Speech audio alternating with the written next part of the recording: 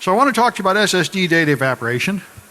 I'm Sam Bowne. I teach at City College San Francisco for the moment.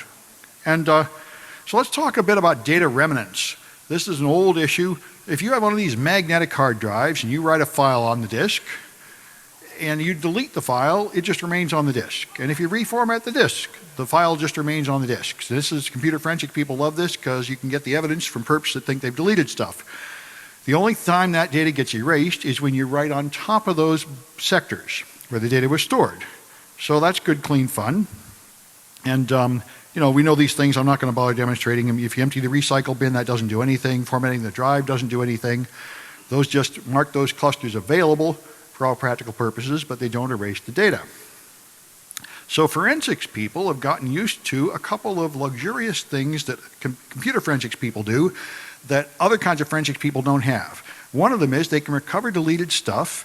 Another thing is they can make an image of the drive and calculate an MD5 hash, and they can make another image of the drive and it's exactly the same. And they can do that forever until the drive has a mechanical failure or something. So computer forensics has been this beautifully clean, mathematically precise branch of forensic science. And that time is pretty much over. And of course, another fun thing you can do is you can recover deleted data, which is more important, more common for most people in computer forensics. So if you have a PC and you want some files back, you can use free things like Recuva. If you have a Mac, you can use disk drill, and these will bring back your deleted files, which is great. And there's a bunch of people who make a lot of money doing this, like Drive Savers. It's a great company. We had a tour of them, and they will get your stuff back when your drive fails, which is an enormously valuable service for people. But now we're moving to SSDs, like what I'm using right now. This is a MacBook Air, and the Ultrabooks are SSDs in your iPhones and your iPads, and they're an ever-increasing part of the market. They're the blue bar here, expected the light blue bar. Something like 40% of all storage will be on SSDs pretty soon. I switched to them almost completely because they're wonderful. They're fast, but they're designed to save data efficiently without any regard for remnants. Remnants is just an artifact of the technology of magnetic hard drives. SSDs have other constraints. And one of the main constraints of them are that you cannot erase one page of an SSD. You have to erase an entire block, which as you can see here is many pages. And you can't erase it, and there's many things. You have to erase an SSD block before you can write on it, and you can only erase it so many times before you run out the SSD and break it. So what you have to do, there's firmware, proprietary processes running inside the firmware in the SSD, which erase a block of pages when they decide, in their wisdom, that that block has had enough files deleted that what remains doesn't matter very much, it'll move it somewhere else. So this means that erasure has to happen before you write. And in fact, there's a garbage collection process running in the background which erases things when the wisdom of the SSD controller says it's time to erase them. It forensically wipes them. So if you delete files on an SSD and wait, they really do vanish sometimes. And sometimes they don't. It gets complicated. And so this was called self-corrosion. Data evaporation seemed like a better name to me. So let me do something here just to get started. Now, if you do the simplest possible test of this, that would be to just put some stuff on the desktop, and that's what I've done here. So I have a folder called Spam Demo, which is empty, but I deleted the contents of this folder at 4:05, which is now about half an hour ago. And I have another folder here called Spam 2, which has 4 files, each 200 megabytes. By the way, when you do this, you have to have a lot of data. Make sure you have about 1 gigabyte of data. Otherwise, you won't have enough to see any significant data evaporation because it has to be enough. Now I'm going to put it in the recycle bin and empty the trash. So that will, are you sure you want to permanently erase? We've all seen that message, and on magnetic hard drives you see that message, but it's a lie. And on SSDs it is not as much of a lie. So now let's run disk drill, which will recover deleted things off the disk. Handy for utility. The quick scan is good enough. And it'll take about a minute or two to run. And we'll see what it finds.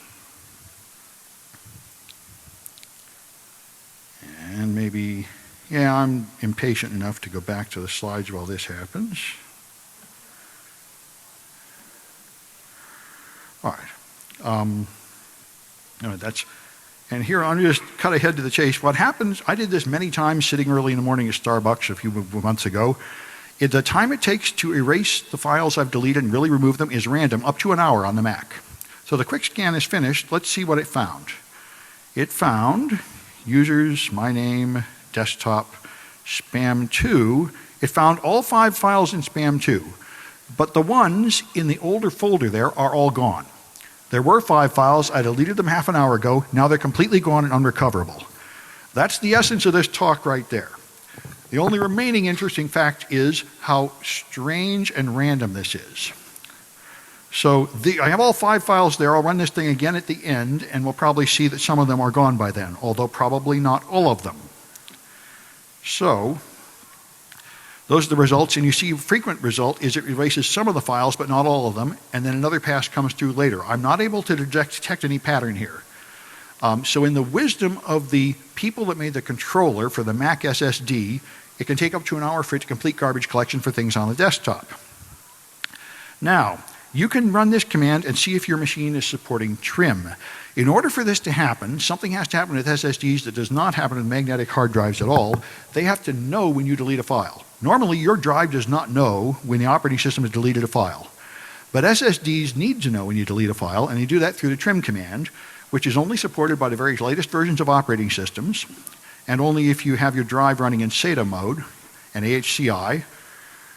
Here's the operating system versions that you have to have. And if you satisfy all those conditions and you also have the very latest partition format, then you may observe evaporation. But you can't control the timing and you can't turn it off. So here's some more examples. You run through USB and you can't run through PCI Express or RAID. But if you don't break any of those large number of rules, then you will have the phenomenon that deleted files are vanishing. So this means if you are going to testify in court, for example, evidence that you find in computer forensics, you're going to have to be able to explain what happened here because it's going to mess up your traditions. Because if you make an image of an SSD and calculate the MD5, as soon as you put the power onto the SSD, even though you have a hardware write blocker, the data on the SSD is changing. The firmware is evaporating away that data while you image it, and when you make another copy, you don't get the same MD5. So that is going to make your evidence appear wrong, and you're going to have to be able to explain this. And when I took computer forensics classes, my instructors made it very clear to me, this is true, the reason you are an expert witness is because you are allowed to have opinions, but those opinions must be based on experience, not hearsay. So you cannot quote something you read in a book or something a teacher gave you. You have to say, I tested it myself, and this is how it works. And therefore, you have to have testing tools. So I made a testing tool to make this easier because it's obvious to me that people are going to have to test the exact drives that they want to testify about if they want to explain this stuff, since it depends on everything. So let me show you the tool I made to check on the Mac because it's kind of fun, at least for a demo. I wrote a little command line tool called evap. And I'll get my window to come to the front. This is just a bash shell script. There's not much to it. Let me put in a password. All right. So it has a few options here. Now, in order to run this tool, now what I did before was a demonstration putting a folder on my desktop. But for this tool, I create a partition just for this purpose. So I have a 500 gigabyte Apple SSD here. And if you look at the partitions, here's the big one. And here's the little one. I have a 1 gigabyte partition I created just for testing. And you have to do that if you want to do this one because I'm following a 2010 paper that started this, and I found something that caught my attention. So if I format that partition as a journaling HFS plus, the very latest Mac format with E, that will format that partition, and then I can write test files on that partition with W. And when I scan it, I'm going to scan the entire partition and print 80 individual bytes evenly across it. So you get a sort of overview of what's on there. And what I did was write a bunch of files full of ASCII characters so they go in the alphabetical order so you can see what's on there. There's a bunch of files on there filling it up in this pattern. Now if I delete those files with D and then scan it again, you see what happens. They're all gone. Now, if I write them on there again, and scan them, and delete them, and then scan them. And they're all gone again, which There's a fly in the ointment here. I'm frequently able to show you that there's some of that left. It didn't really get them all. And it's kind of a random process. Sometimes I can see some of those letters left, and sometimes I can't. But anyway, what's even more fun is to put it in a different format. If you make it in an older Macintosh format, the non-journaling file system, with F, and then write that data, and then scan it. The data's on there. If you delete that data and then scan it, it's all still there, and it will stay there forever, just like a magnetic hard drive. So this process is not complete, and it's very hard to predict.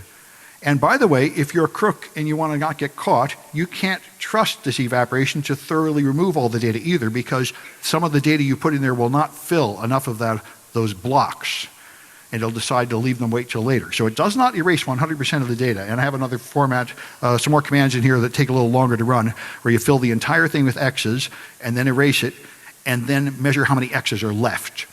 And you'll find a significant number of them left. So it's an important thing to realize.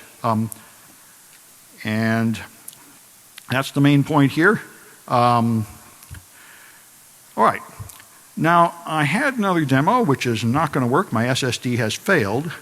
But I want to point out there are two cases here. On the Mac's desktop, it takes up to an hour for the things to evaporate. On the separate partition, it takes less than 1 second. I can't measure the time at all. They're instantly gone. If you buy a Corsair SSD and put it on a PC, it takes 15 seconds, which makes an entertaining demo. You can put it in a hex viewer and watch them, and after 15 seconds, they just vanish.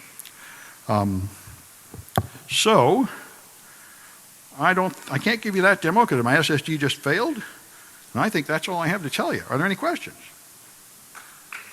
Yeah.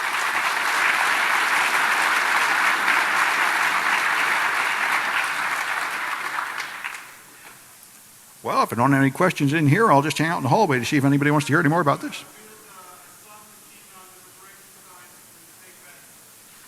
What's that?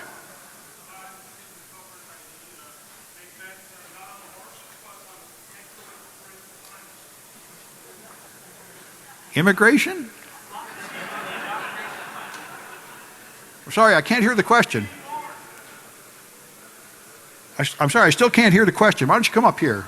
Is this true for just MLC drives? I do not know. Yeah. Secure delete, you say. Well, here, what was your question?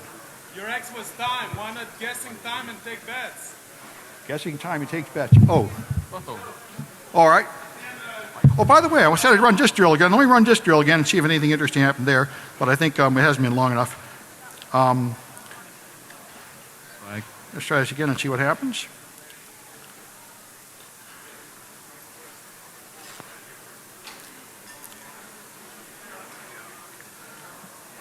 Anyway, and you had something? A secure erase is just writing on top of the data, right? Yeah. No, it doesn't. A secure erase will not erase an SSD because SSDs have extra bytes. If you buy a 100 gig SSD, you really get 110 or 115, and the sectors are invisibly mapped by the controller. So when you erase them, you don't get the whole thing. And there is no tool, Derek's boot and nuke, there's no tool that will erase the entire contents. You can't access all the sectors. Exactly. When you write data, it's going to different sectors than you think it is. So the only way to securely erase an SSD is to grind it up physically, or to replace the firmware with hacked firmware. Let me just see what came here. What about using a TrueCrypt image with... Yeah, now they're all gone. There's nothing on the desktop. Yeah. What about using a TrueCrypt image and having that as the main the pass protection of the hard drive itself? Will that cause any issues later on? You're onto it here. This is what iPhones do. iPhone 4S and later, you turn on encryption before you ever save any data, and then when you want to erase it, you erase the key. That works. But there's no way to actually erase all the data on there because some of it's going to sectors which are then mapped to be invisible to the drive. The same thing goes for the MacBook Air that you... Yes. The same thing. This MacBook Air, I should grind it up mechanically if I try to pass it on to a student. There's no way to clean it. Yeah. Yeah, unless I turn that encryption before you start, and that's what iPhones do. Yeah. Fly in the ointment when you were trying to show Mhm. that there was still some data left. Do you think maybe that's a result of there's not enough activity going on, so garbage collection is running efficiently? It's a good question. Why did I not see the leftover letters? Sometimes I do and sometimes I don't, and I'm always working the same on a completely empty partition that's completely reformatted. The results are not always the same, and I do not know what causes it. That's the main thing I discovered is you really have to try it under your conditions to know what's going to happen. Yes, Apple could tell you, but then there's a bunch of other SSD brands, so you wouldn't know about them. Yeah.